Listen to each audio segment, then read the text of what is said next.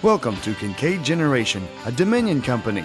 Kincaid Station has two 625 megawatt Westinghouse turbine generators that are powered by Babcock and Wilcox cyclone-fired boilers. The first of Kincaid's generating units went on system on March 8, 1967, with commercial service starting on June 7, 1967. The second unit went commercial on June 10, 1968. Kincaid uses Sancris Lake as its cooling lake. The lake has an area of 2,700 acres with a 100-mile shoreline and normally stores 35,000 acre-feet of water. On February 27, 1998, Commonwealth Edison transferred ownership of the Kincaid plant to Dominion.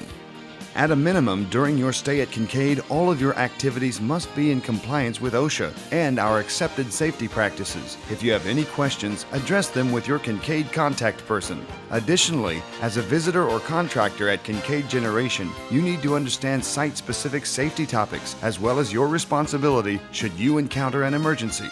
First is our fuel. We burn 100% Powder River Basin coal. PRB coal represents a set of unique characteristics that must be continuously managed to handle and burn safely. During preparation and handling, PRB coal creates more dust than Illinois Basin coal. Coal dust can become explosive under the right conditions. PRB coal is also prone to auto-ignition. Kincaid takes several measures to control dusting and auto-ignition. We use 3 types of dust suppression as well as 4 strategically located dust collectors to keep dusting to a minimum. Coal in temporary storage is rotated to prevent self-heating and auto-ignition. Kincaid employs an aggressive housekeeping effort, including daily washing, to prevent any PRB incidents. We also use administrative controls, such as a no-smoking policy and hot work permits to control possible ignition sources. Your responsibility is to report to your supervisor or Kincaid employee any abnormal conditions, such as dusting or dust accumulation, or hot or smoldering coal.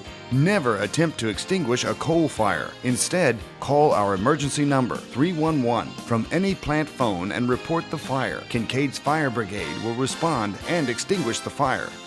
A part of our normal operation is emissions control. Kincaid uses selective catalytic reduction to reduce the NOx emitted from the station. NOx is nitrogen oxides that are produced by the high boiler temperatures, oxidizing nitrogen from the fuel and air. We remove 90% of the NOx in our flue gas by injecting anhydrous ammonia into the flue gas and passing it over a catalyst. Anhydrous ammonia, like PRB coal, has unique qualities that must be managed to store and handle safely. You need to be aware of anhydrous ammonia's properties and your responsibilities should you come in contact with it during your time at Kincaid. Due to the quantity of anhydrous ammonia used in our selective catalytic reduction process, Kincaid falls under OSHA's Process Safety Management Standard. The major objective of PSM is to prevent the unwanted release of hazardous chemicals. PSM uses a systematic approach to evaluate a process and a proactive response to safely manage a process. A part of this proactive response is operating and maintenance procedures that cover activities such as anhydrous unloading, shower and e-stop testing, line break, and hop work. Before proceeding with any work activities in the ammonia storage area, pre-plan the activity with your Kincaid contact person. Let's take a look at our ammonia system and the selective catalytic reduction, or SCR process, and then discuss the health hazards presented by anhydrous ammonia in its various states. Located southwest of the main building is our ammonia storage area. At Kincaid, ammonia is received by truck. It is offloaded into 2 45,000-gallon storage tanks. Green flashing lights are in operation during unloading. A buffer zone of at least 50 feet should be maintained from the truck and storage tank during unloading. From the storage tanks, a set of pumps transfers liquid ammonia to vaporizers, where the liquid ammonia is heated, causing it to vaporize before being piped up to the dilution air skid on the SCR. An important point to note is the expansion rate for liquid ammonia as it changes states to a vapor. For every 1 unit of liquid, about 850 units of vapor are created. At the dilution air skid, the vaporized ammonia is diluted to 5% with atmospheric air to be injected into the flue gas through the ammonia injection grid. The flue gas and diluted ammonia are passed over 3 layers of catalyst, where NOx is converted into nitrogen and water vapor. The flue gas then resumes its normal flow path. The ammonia system is protected by redundant safety systems. As a safety precaution, the entire storage tank, pump set, and vaporizer area is monitored for ammonia leakage and protected by a deluge fog system. the detectors alarm in the control room at 150 parts per million and set off the local alarm. At 300 parts per million, the emergency stop system and fog systems also actuate. In addition, the area is protected by 3 fire hydrants equipped with water cannons to supply additional water should a leak occur. The deluge fog system backed up by water cannons is used because anhydrous ammonia readily combines with water. Therefore, water can be used to absorb any liquid or vapor that may escape from a leak or maintenance activities. The resulting water and ammonia do require special handling and disposal. Additionally, the ammonia storage area has 6 emergency stop buttons, 4 emergency showers, 2 windsocks, and is monitored by motion detectors and video cameras. Let's look at the specific health hazards that exist with anhydrous ammonia and how they vary as the state of the ammonia changes. Liquid ammonia is found only in the storage tank, pump set, vaporizer area, and associated pipes located southwest of the main building. Liquid ammonia can be very cold, reaching approximately minus 28 degrees during rapid vaporization. Liquid ammonia can cause thermal burn, similar to frostbite. Any liquid spilled will quickly begin to vaporize. As mentioned earlier, the expansion rate for liquid to vapor is about 1 to 850. It's easy to see that a small liquid spill can turn into a good-sized vapor cloud rather quickly.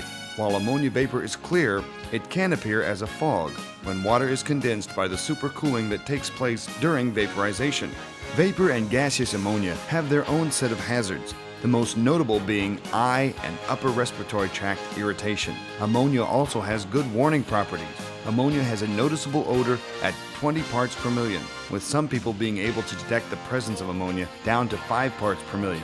Irritation to the eye begins at 40 parts per million. Both of these warning properties of ammonia fall below the OSHA permissible exposure limit of 50 parts per million. OSHA has determined you can be exposed to this level without health effects. This makes working with ammonia easier from a safety perspective, as few people will stay in an area that has an objectionable odor and is irritating to the eyes, even though these warning properties are well below the permissible exposure limit.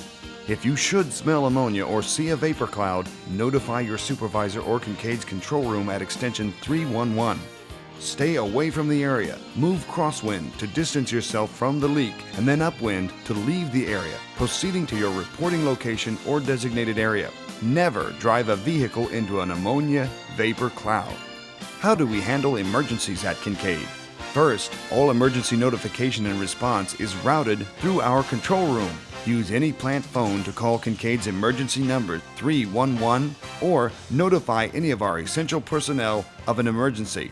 Essential personnel are those Dominion employees with radios. We have personnel trained in firefighting, hazmat, confined space rescue, high-angle rope rescue, and emergency medical care. In addition, we have a Generating Station Emergency Plan, or GSEP, Kincaid's plan for accounting for and evacuating employees and station visitors. How does GSEP work? When an abnormal plant condition is reported to the control room, the Shift Advisor Incident Commander initiates an assessment of the situation. Depending on what conditions exist at the scene, the Incident Commander makes the decision to initiate a response and sound the appropriate alarm, the fire alarm or the evacuation alarm. 2 parts of this plan are important to you as a person employed or visiting Kincaid Generation: the Alarm PA system and your reporting location. The first, the Alarm PA system, is comprised of 2 distinct alarm tones and a PA system.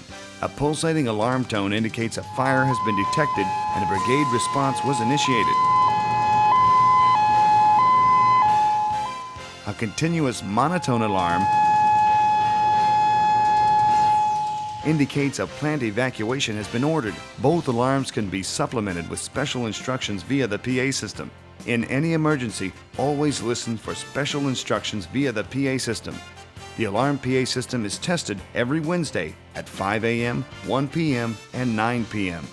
What do you do if the alarm sounds? It depends. For a fire alarm, usually no response is required from you, the exceptions being: if you are near the fire, move to a safe area. If you are directed via the PA system or essential personnel to take action, follow directions. If you are in a low-lying area of the plant, such as the slag pit, condensate pit, or basement, move to ground level. Staying below ground could be dangerous because we use a Cardox fire suppression system. This system uses CO2, which is heavier than air, and will migrate to low areas of the plant. Remain above ground until you have verified with essential personnel that the Cardox system has not been discharged or the low-lying areas have been checked for air quality and it is safe to return to them. The second important part of GSEP is your reporting location. You have an assigned reporting location to which you report for a personnel head count. All visitors must return to the gate and sign out. All contractors report to the road immediately east of the training building. If the station is evacuated and no special instructions are given, or special instructions are issued via the PA system or through essential personnel, you should proceed in an orderly manner to your reporting location. It is essential for your safety and the safety of the Kincaid emergency response personnel that you report to your location so personnel counting can begin. Thank you for watching this video. We're sure your visit to our plant will be a safe one.